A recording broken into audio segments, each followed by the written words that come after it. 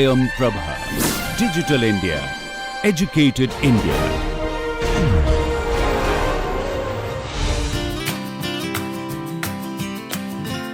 Hello all, welcome again to yet another programming screencast on PageRank. As you all saw in the previous videos, we performed an activity. In this particular activity, people were asked to choose their leader. So we now have the data with us. We have the data in the form of edges. Yes, as you all know, we need a directed graph in order to calculate PageRank. So we'll be creating a directed graph out of this data. First of all, let me explain this data. We have this data in the form of edge list. If we have 1, 2, that means there is an edge from 1 to 2. If we have 1 space 3, that means we have an edge from 1 to 3. In the same way, we have the data in the form of edge list. You can see the rest of the edges. So now our task is to make a graph out of these edges. So how can you make a graph out of this data using Python? Well, this is also very much possible and very easy in Python. So let me show you how can you create a graph out of this data. As in always, you need to import NetworkX first. So I'll just import NetworkX SNX. Then you also need to import the matplotlib library. So I'll just write matplotlib.pyplot as plt. After that, you need to write just one function in order to read the data. Yes, in order to read the data, you just need to write a function of NetworkX. What that function is, I'll just write g is equal to nx dot read underscore edge list, and in this particular bracket you need to pass the path of your data file. So I have stored the data in a txt file, in a .txt file. So I'll just write the path of this file. I'll write it's in users Simran Setia desktop. My file name is page underscore rank dot txt. Apart from the path that you need to supply here, you also need to write r here. Apart from the path that you need to supply, you also need to supply two more parameters here. First is create underscore using. It describes whether you want a directed graph or a simple graph. So since we need a directed graph, I'll write nx.digraph and after this I need to write the node type. Node type is int here, so I'll just write node type is equal to int. Since we have anonymized the nodes here, we had the data in the form of names of the different people, but we had anonymized the data. Now we have data in the form of numbers. In the form of numbers, we have 1, 2, 3 till around 25. So we have read the graph from the txt file. Now we just need to draw this graph. How can you draw a graph? Simple, nx.draw capital G, and you also need to pass with labels is equal to true, since we need to show the labels. I'll just write with labels is equal to true, and then you just write plt.show. So I think this is done. So let me run this program.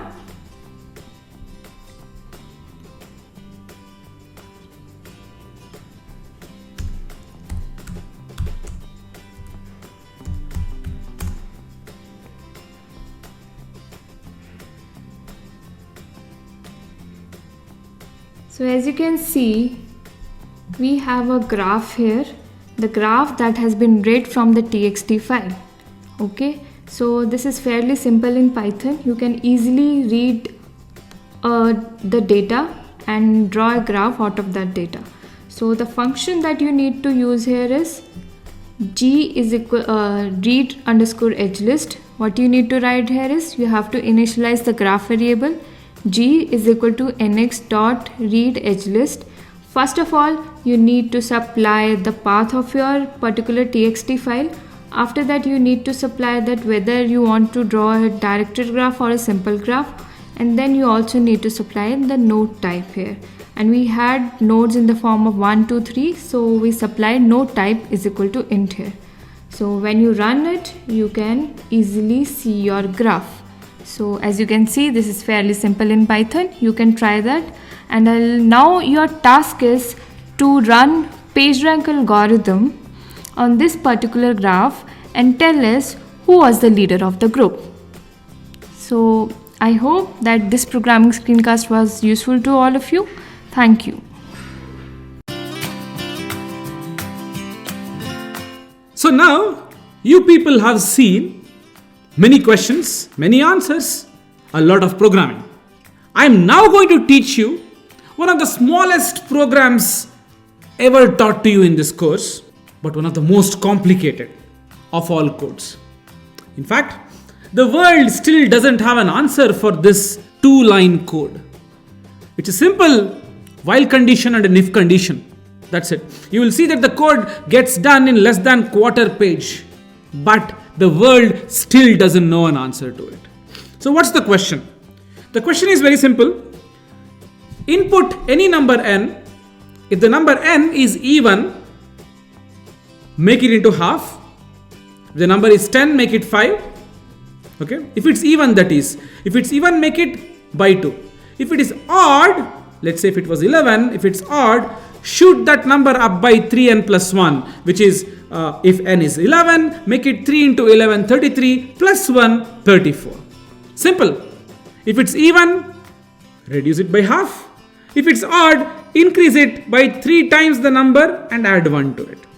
Let us say we start with n equals 7. So 7 becomes into 3, 21, plus 1, 22. 22 is an even number. So you should have it. So 22 becomes 11. 11 becomes, think about it, into 3 plus 1, 34. I'll be slightly fast now. 34 becomes 17. Why? You're having it. Okay. 17 becomes 3n plus 1. 3 times 17, 51 plus 1, 52. 52 becomes 26. 26 becomes 13. 13 becomes 39 plus 1 is 40. 40 becomes 20. 20 is even, becomes 10. 10 is even, becomes 5. 5 is odd, becomes 16. 16 is even, becomes 8. And then 8 becomes 4. 4 becomes 2. 2 is even, so half of that becomes 1. 1 is odd. So into 3 plus 1 is 4. Again, we saw 4 already. So whenever you get 4, 4 becomes 2. 2 becomes 1. And 1 again becomes 4. You see, this is in an infinite loop. So what we do is we say, while the number is greater than 1, you do this. Do what? If the number is even, make it become half. The number is odd, make it become 3 times that number plus 1. So 7 had how many numbers? Count.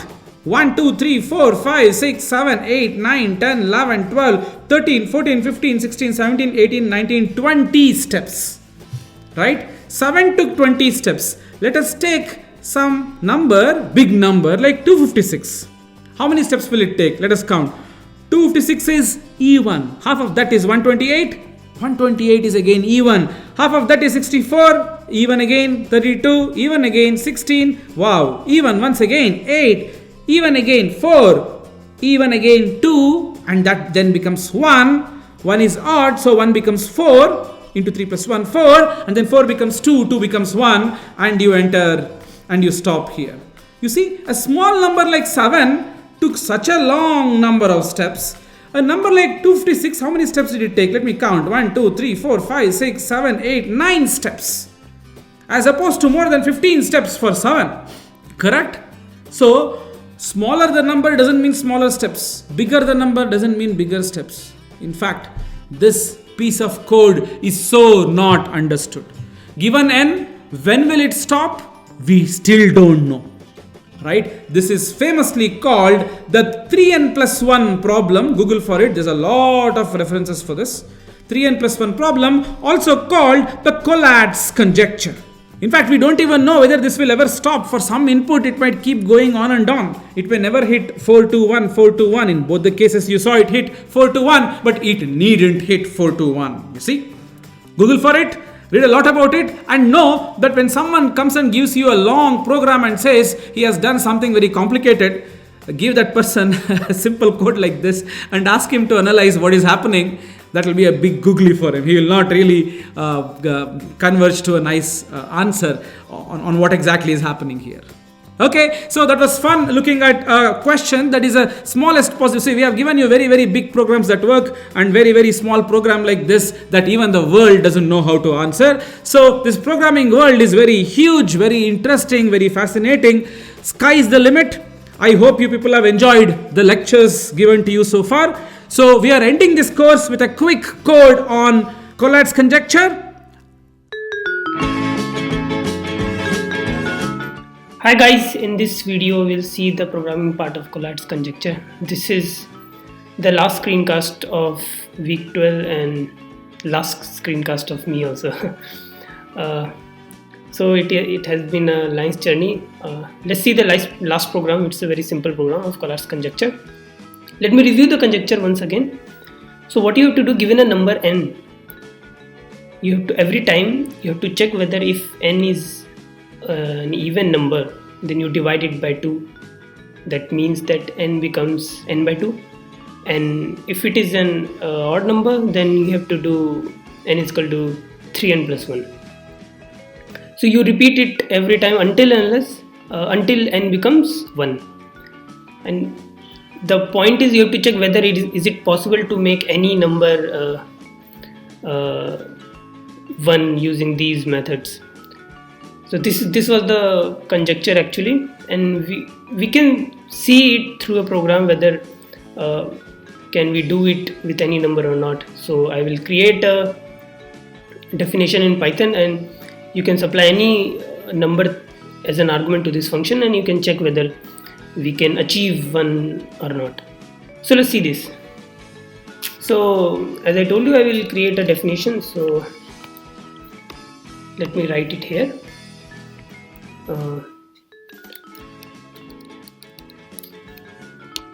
Okay, so my definition name will be check num, and argument is a number num, let's say. Okay, I'll check how many iterations I want. So for that I'll keep a variable iterations as initially as 1. Now what I have to check every time, I have to do 2 operations. One is if n is an even number, then I have to reduce it, divide it by 2, and if it is an odd number, then I have to make it 3n plus 1. So until it becomes 1. So my check should be, let me put the while loop, while num is not equal to 1. Until it doesn't become 1, I have to do these operations every time. Okay, so until n num doesn't become 1, is not equal to 1, I'll check first if num is num mod 2 is equal to 0, which means that I'm checking whether it fully divides, this number fully divides by 2 or not. If it divides, then it means it is an even number. So what I have to do, if it is an even number, then my number becomes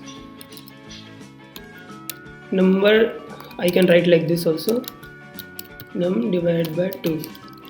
Okay, and I will just make it as an integer, because you know when you divide a number it becomes a floating point number. It doesn't matter here, but still.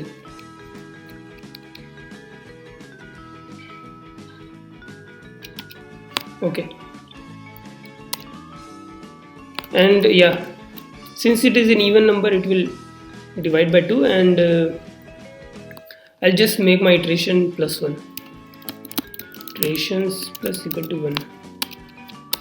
And else, if it is not an even number, then what I have to do? Num is equal to num into 3 plus 1, isn't it? And again I will increase my iterations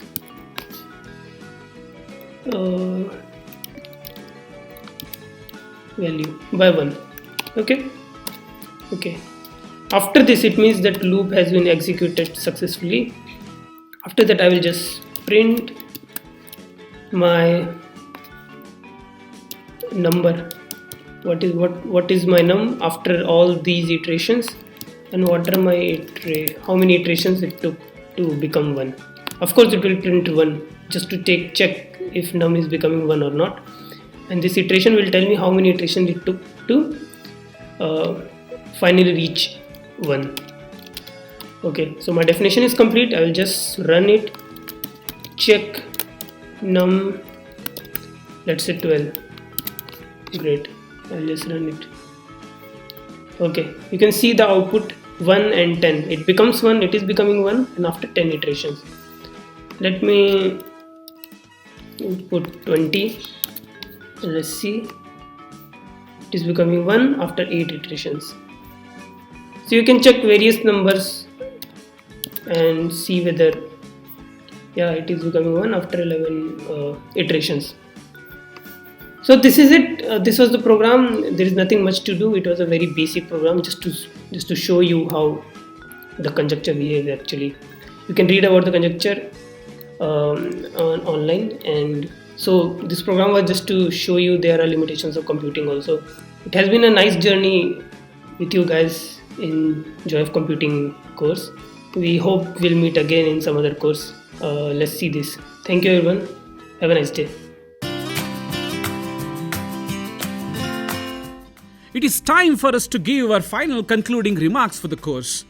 We have studied more than 30 awesome ideas in computing, and we have shown you how to code it from scratch. We started off from a very basic tool called the Scratch tool. We taught you how to program without even going to a proper standard programming environment. Just by drag and drop technique, you try developing some applications, some straightforward applications. With that, we learned how looping structure works, how variable works, how if then else works, and then we graduated to Python. We saw some 30 cool ideas, implemented all of them. So the computing aspects of it, the science aspects of it, I need to tell you all one important tip. Programming is one subject where there is no starting point and there is no ending point. You just get in, you swim, and you keep swimming, and you keep learning better and better skills. Now you observed that programming per se involves some standard understanding of some standardized ways of talking to your computer. But then the way in which you talk, the logic that you use is a different kind of skills. Correct? So you observed that some longish programming exercises required you to think very logically, right? Let's say, for example, if you are asked to add 2 matrices, that's going to be quite easy. But if you are asked to multiply 2 matrices, you see that's going to be non-trivial. So it is not just about Python or C or C++ or Java or any other programming language. It's also about this knack to use a programming language properly. A good analogy would be, you know good English, but are you a good writer? Let's go one step further and say, if you are a good writer, can you be a good poet?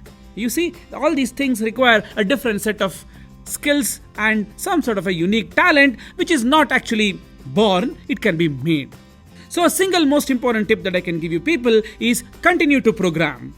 All the 30 plus joys that we formulated were the joys that we thought would be fun programming. you probably will not see a single textbook which covers all these things. In fact, many topics you may not even see any web reference to it. So there is no beginning, there is no end. You should just start programming as much as possible. Now, given that we have completed this course successfully, I would like to give you a tip on what next. There are certain aspects of programming, certain aspects of computing that we did not cover because that was not our motive. Our motive was to inspire you to get into programming and do a good deal of it. Now, let me enumerate a few things that you can look at given that you have the knack and experience of going one step ahead and read something advanced.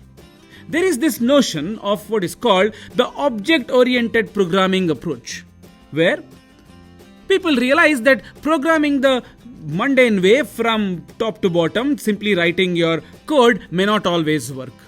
We must use a very object-oriented approach. By that we mean it is not just variables at the low-end level.